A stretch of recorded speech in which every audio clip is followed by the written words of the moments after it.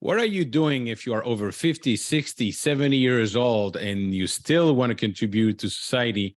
That's exactly what we're going to talk about with Donna Kastner, who is the founder of Retirepreneur.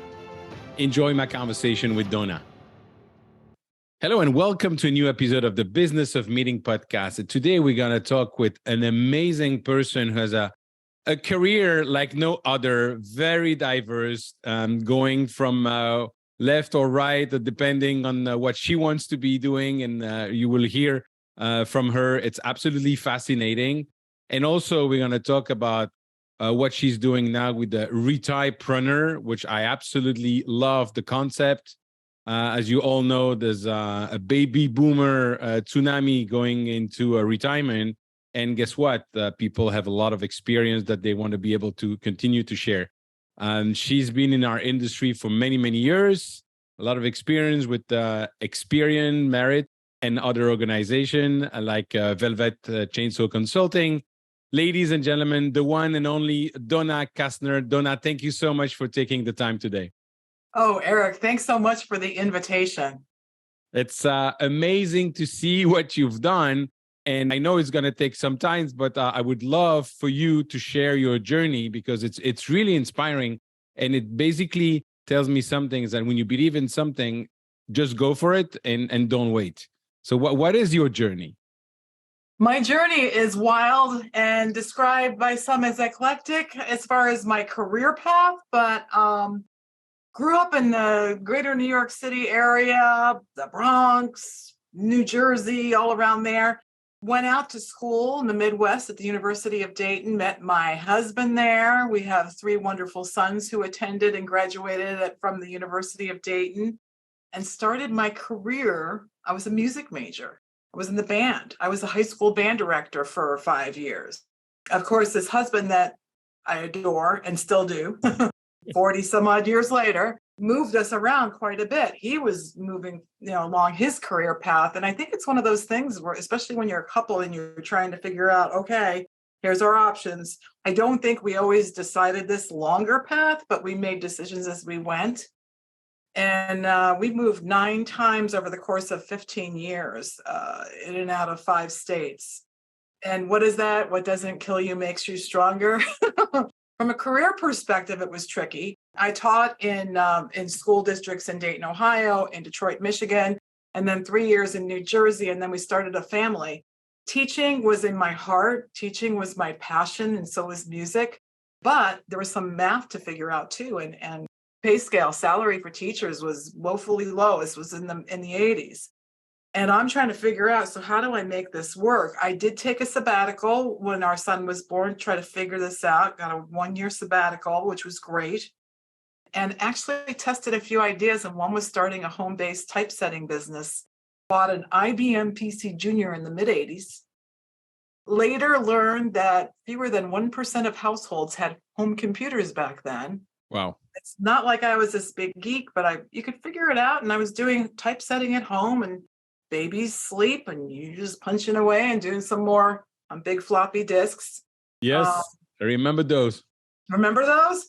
And the sad thing is that I was making more in a part-time capacity as a home-based typesetter. And then I ended up getting a half a dozen other moms, work-at-home moms. Work at home is more commonplace now. It was unheard of then. So I recruited a whole bunch of moms that would be typesetting book manuscripts at home. And I'd pick up their work each week. And I was making more in a part-time capacity than I did full-time as a teacher. So I couldn't go back as much as I wanted to. It just wasn't going to add up. So I missed. Okay, can I interrupt you just for a second? Sure, there? Please do. It's insane to me what you're saying, because I don't think it's changed that much. Teachers are basically training the future of society. Yeah. And we keep not paying them well, not giving the right environment. And I'm not going to name any other profession that not contributing much to society and making hundreds of thousands of millions.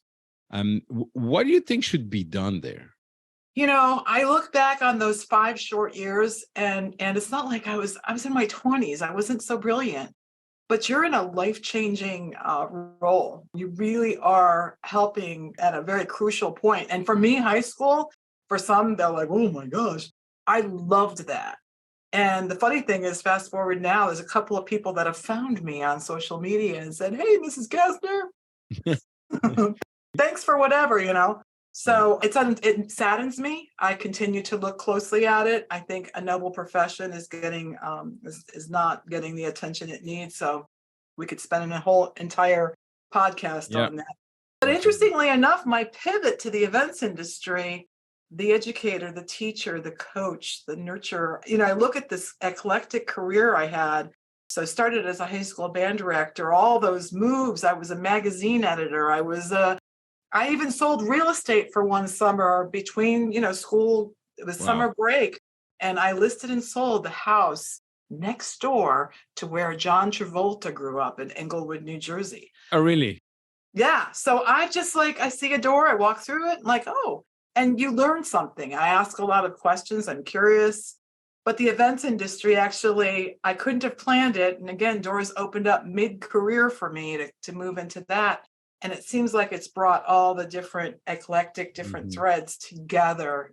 You know, How did the door open? how did the door open? Yes. A friend I knew I ran into, and it's serendipitous. Okay. So, first of all, Experian was up the road from me, and I knew about them and I read about them. So I did submit a resume, but I didn't have the events background and no one was calling me. And one day I'm meeting a friend for lunch and I see another friend and we talk and she's like, "So what are you doing now?" And I'm like, "I'm trying to figure out the next step." And she was working at Experian. She said, "Do you have some time?" I'm like, "Why?" She goes, "I need to bring you up. They need to talk to you." And so it was an introduction. And I'm like, I'm not even dressed to meet these people. All right, just come. And the rest is history. So honestly, relationships matter. They need to be tended and nurtured. And you never know who's going to notice something about you that they're going to want to recommend you. That's absolutely true. Absolutely true. So you work with the Experian for several years, and then what? Yeah, I segued through different roles. I ultimately was responsible for training across the whole organization. And it was an amazing organization. The culture there, the Absolutely. colleagues. But I had this other thing going on because I was starting to move into my 50s. And I was noticing that people in their 50s weren't getting as much attention. At least this was my observation. And that was my retirepreneur, my poor husband. We were on vacation and I'm like, you know what? I gotta give this retirepreneur thing like full attention. And we had one son in college and two in high school. And he's like, "So wait, let me get this right. You want to leave a great job and With great start up people. something that, you know, okie dokie." So, but you know, he's a saint. He's, you know, and that's part of this too. You know, you give and take, and you support each Yeah. other. And this was a point that I felt like I needed to pursue this. Interestingly enough, Dave Lutz at Velvet Chainsaw several years later would issue an invitation, and I would continue to swing in and out of the event space and also this. I don't know. I'm a champion for older adults, Eric. That's my tagline. Well, that's nice. Especially talking to somebody like me who one day hope to become an adult. But how did the idea came to you? And take us through the moment where, okay, your husband and you are aligned. This is what you're going to be doing, and how you announced that with the people you were working at that time. Yeah, it was like, "You're what?" You know, and I think it's very interesting, your transitions in life. And I think some people admired it and some people thought it was the craziest thing they ever heard, that I would actually leave a very stable and wonderfully growing job to pursue something that I was so passionate about. So I don't know. I'd say there was a mix of reactions. Nobody was terrible or anything, but some people were like, "Whoa, that's pretty cool." And others were like, "Are you nuts?" And my husband was supportive and it was tricky, you know. I mean, you're just getting out there and carving something new. I think in the past I've done it a few times, that I have actually leaned into things that didn't exist yet. Hmm. And I could see a trend, but I think it's like timing's everything. And sometimes I think this was 2008. I think I was a little early. Yeah, right. Oh, there was also a little bit of economic turbulence going on back then too, while we were Yeah. trying to pay those tuitions. But I don't know.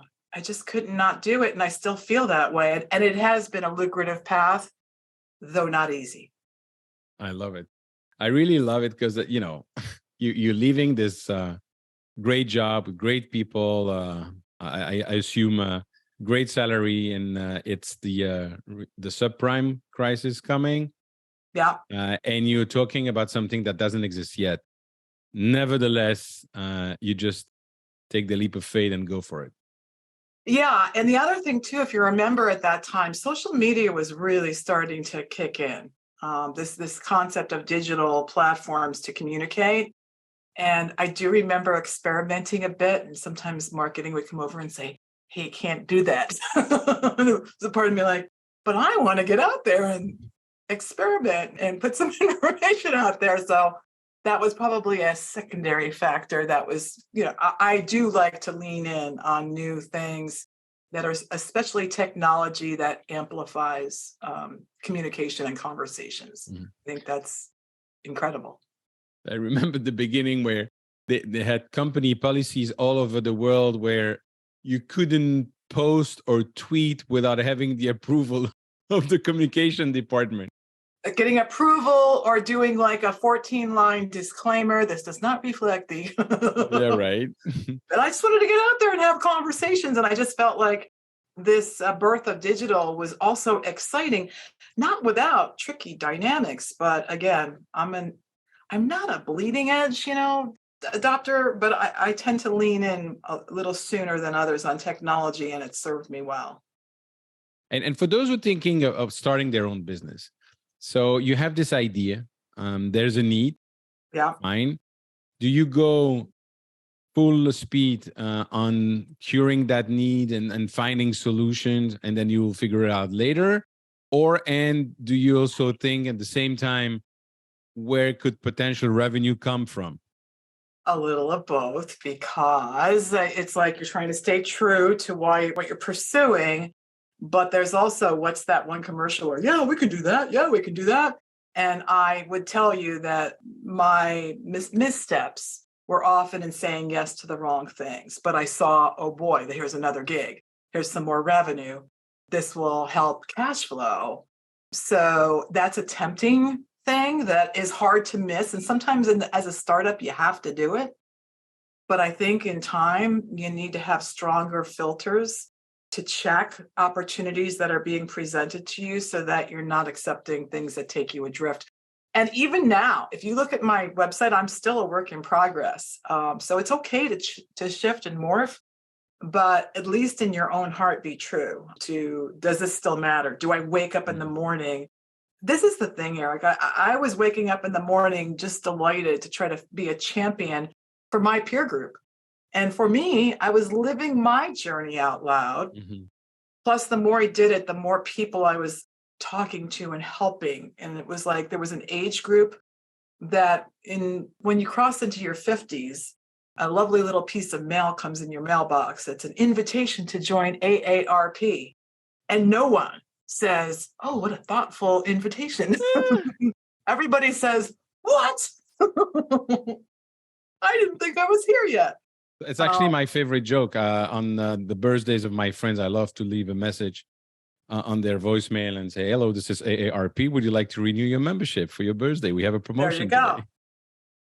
So it was crossing into that zone and going, well, people aren't paying attention to us as much, or they're just sort of moving, and leaning into younger generations is paramount. It is so important, especially in our industry.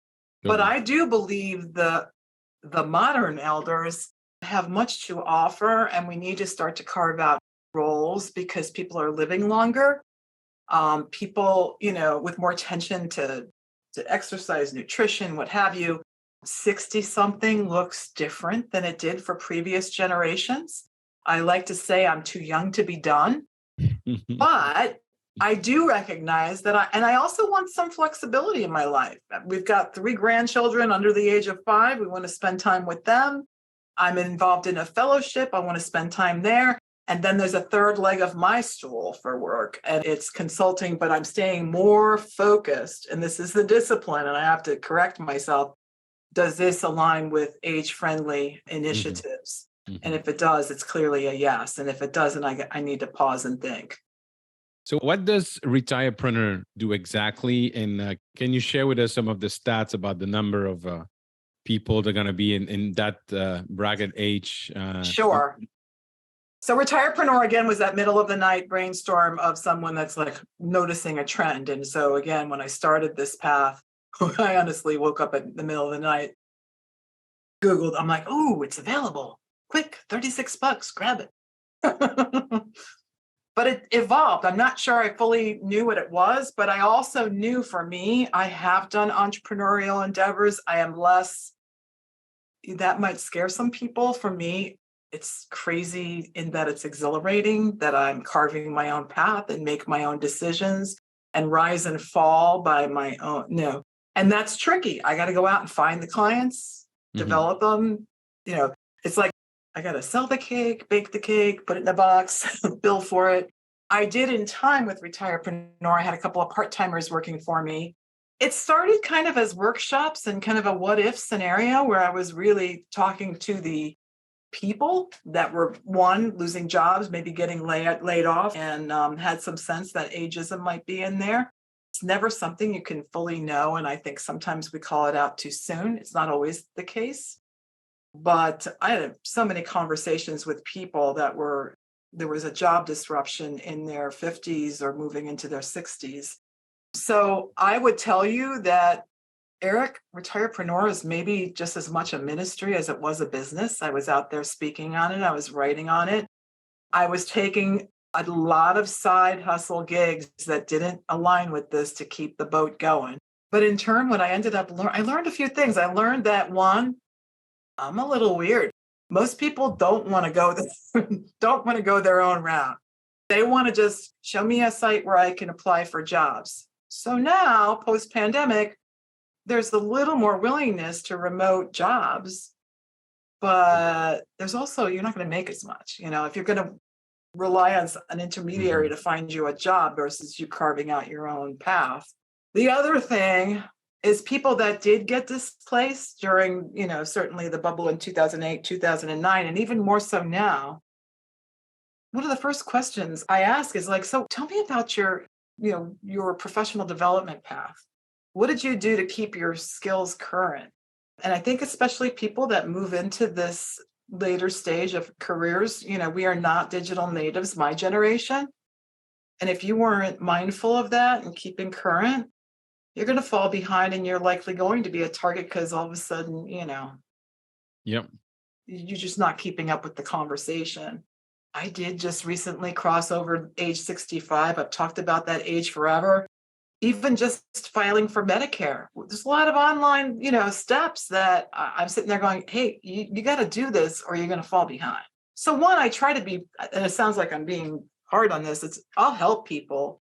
But if I'll ask, so why didn't you? Well, the company didn't pay for it. So big message for people if they're listening to this, you are your brand. You have a personal brand. I don't care. Even when you have a job, you have a personal brand, and it's good to continue to invest. It doesn't have to be big investments to keep that brand current and valuable because you never know.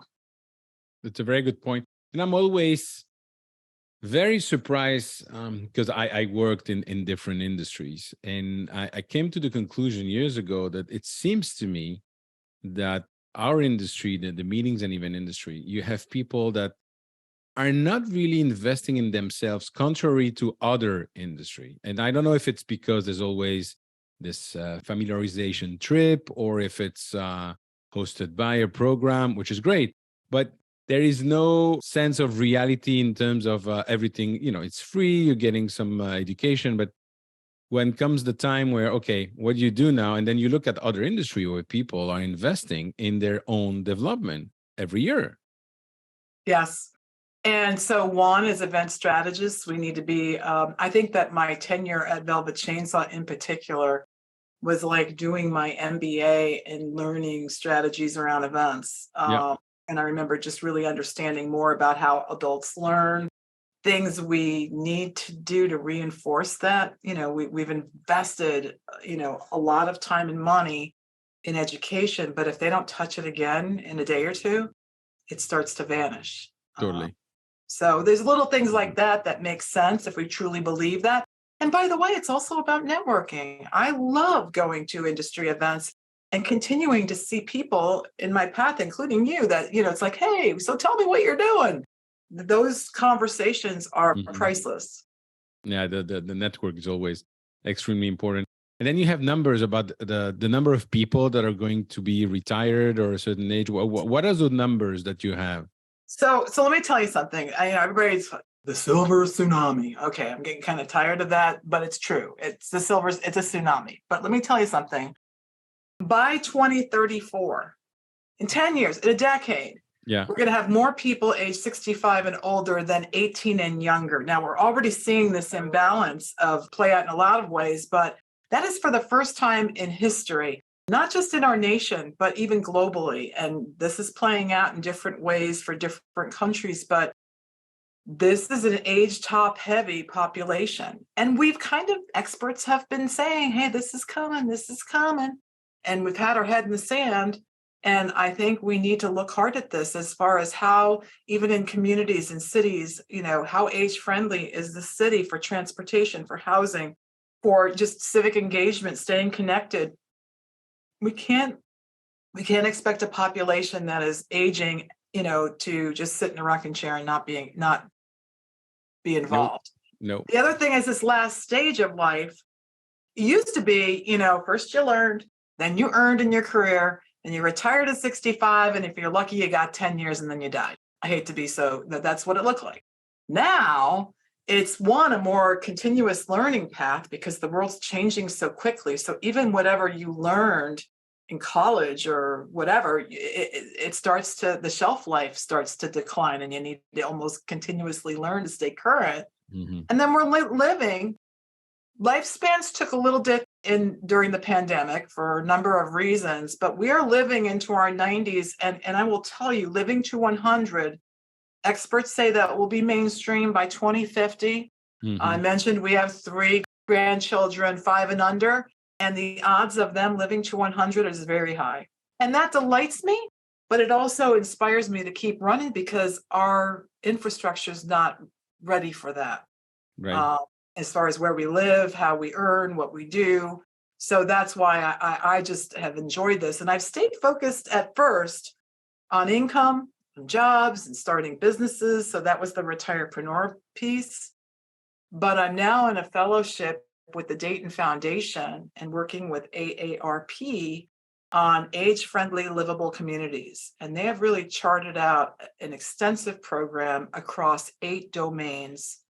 And I love that I'm starting to now notice things I didn't notice before. I'm in a position now that I can facilitate conversations between leaders, just even having transportation to doctor's appointments, and let me stop for a minute. So as you hear this, does this ring true for you? Is it what you're seeing in your world? And you're not here yet, but do you think we're age friendly in general, or do you think there's some more room to go? That's a good question. Personally, I've never paid attention to age. I had more fun with my grandfather doing jet ski when he was 91 than with some of the people at my age. Wow, ski at 91. Holy cow. Yeah. I had that picture. Is amazing. So to me, I keep that in mind so that you keep learning. You never stop learning. So I love that. And if God permits you in good health to learn and still have all your capacities. But I've never been a corporate. I've always, I'm a corporate dropout, never wanted to work in corporate. What I've heard from many friends is that after 40, 45 for a corporation, it's like, thank you very much for your service. Goodbye. So, and on the other hand as well, if you look at the other extreme, some companies would ask young graduates to have 15 years of experience and be able to take over a whole department. It doesn't work. So I guess, yes, there are ageism and problem with that. I would probably think it's like safe space. I don't think there are safe space. There are safe people that create an environment. The same here. I think there are people that are creating an environment where your experience what you could be doing, how you can contribute, is much more important that the rest of your age, or of your gender, or your color, or your religion, or whatever. I agree. And I think that as we look at everything, I mean, it's all different. I mean, we're all different. I try to be careful not to stereotype.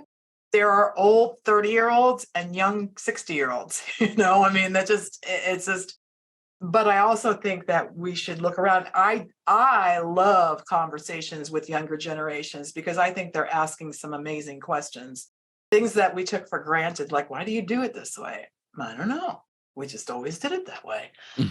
I think it's wonderful when they question some norms and get us all into some good conversations about this. But I don't know. I just think there's some new territory to move through. I do think that older people are sometimes ruled out. I will tell you, I still believe when I look at the events, let's move this conversation to the event space, if we may. And I still think I think we're ignoring the older segment. And I think first of all, 70%, I think there's an ad age stat, 70% of discretionary spend is controlled by people 50 and older, okay? So, and even 60 and older, there is a significant spend, and this group is just we're not designing for them. Should they be our primary audience? No. Are there new roles they can play in a larger conversation? Absolutely. And so that's the kind of thing that those are the kind of conversations I'm trying to spark, explore. I do think there's new roles, but I also do workshops for people my own age, including me. I'm sometimes coaching myself. You don't have all the answers. On what? Workshop on what? Just to be curious, to lean in.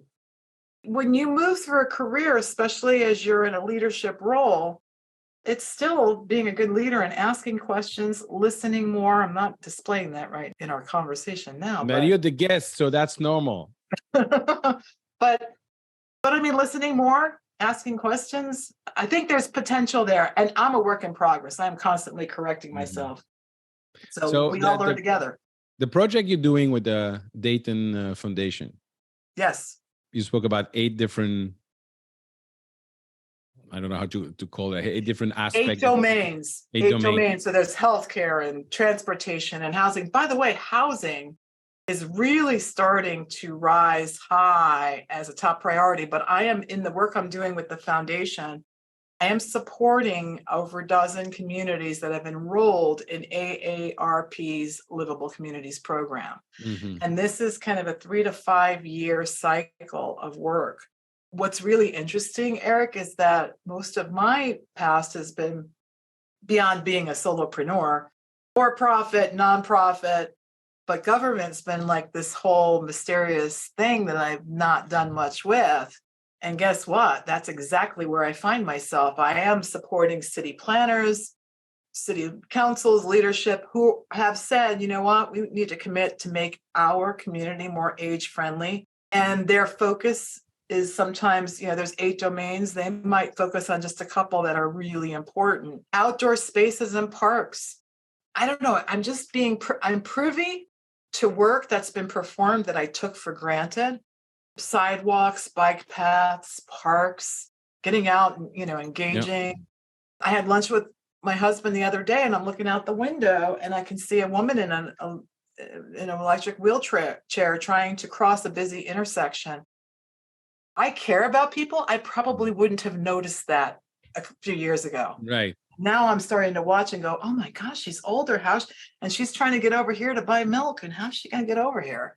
So now I'm seeing things I didn't see before, so I can't not see them. And I really want to figure out how do we make this good for everyone. And I do think people look at this and go, oh, it's about the old people. Yeah, but it's about everyone. It's about all generations. So like when a city might do a curb cut for a wheelchair, guess who also benefits? Mom's pushing the stroller, there's all these things benefit us all in different ways. So it is interesting. Absolutely. To look at how many of those projects are actually taking place right now in America? There is almost 800 communities that have enrolled. Is that what you mean in this AARP project? And by the way, so you can enroll as a city, as a county, or as a state. Did you know? So you're in Florida, right? Yes. Did you know that Florida is one of the few states that is enrolled in this program? So that it basically says that, hey, this matters and we're going to give this attention. Yet the program is very flexible to play out in the ways that make sense for that community. So I think there's more and more attention to this. And I do applaud AARP for giving some real thought to what do we need to examine? How do we do this better together? Got it. Donna, I'd like to end the conversation with another question related to what you just said, but more in terms of intellectual capital. Is there any initiative to bring together people that are 50, 60, 70, that have all their mental capacities, have so much experience, and younger generation that have different skill set, but not necessarily the same experience? Is there any value there? Is there any project that is being put in place? Well, yes and no. So that's been the passion point for me. So last year, I was involved in another fellowship through the Dayton Foundation for Silver is Gold. And essentially, it was helping businesses and organizations who were struggling to find talent, connecting them with a largely untapped pool, recently retired executives, and then trying to make those connections. It was very interesting as the front, I'm the launcher, so I'm having most of the conversations, and I'd sit down with employers and like, what work isn't getting done that needs to, and how do we do, oh, this is a great program. And then you just try to take them further. Well, we're not sure. We want to watch this. So there is that. This is new territory we want to see. The bottom line is last year with Silver is Gold, we made half a dozen outstanding placements. And essentially, we're not a recruiter. Mm-hmm. I was out there, again, having 50 cups of coffee and meeting and trying to understand the landscape. And then when I saw a match, making that connection. And so there are recently retired executives that are working flexible gigs, 15 or 20 hours a week, weighing in to guide projects, really using, I always say, your superpowers. There's a lot of things by the time you've accrued 40 plus years in a career that you've done. But at the end of the day, what are the couple, three things that you just always go back to that you love doing and stay there? Yeah. So yes, that's happening in Dayton through grassroots kind of entrepreneurial endeavors like that. I think it's happening here and there in other places. Boston's another place that I'm seeing more of that happen. And I just think we're all moving through this territory together. But I would say, remember before I said, it's about the older people. I believe that when you move into your 60s, there's actually two phases of life. And this is actually a psychologist in Ireland. I read her book and started to think about this, and she came up with this. There's late adulthood, and that would be me.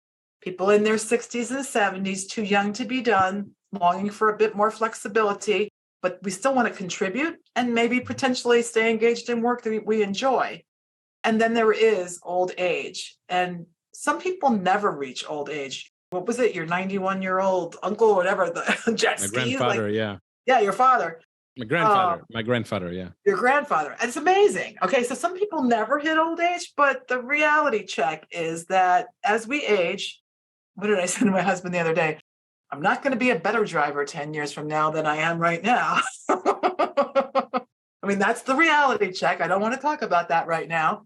But there is a movement of life that old age. So my mom's 88. I'm 65. We have calls almost every night. But we're in different stages of this. And right now, I think the world puts us in one bucket, and it's not all the same. It's kind of a movement, a trajectory. So my hope is to continue to champion that thought that there is a late adulthood segment, that one has a role at events.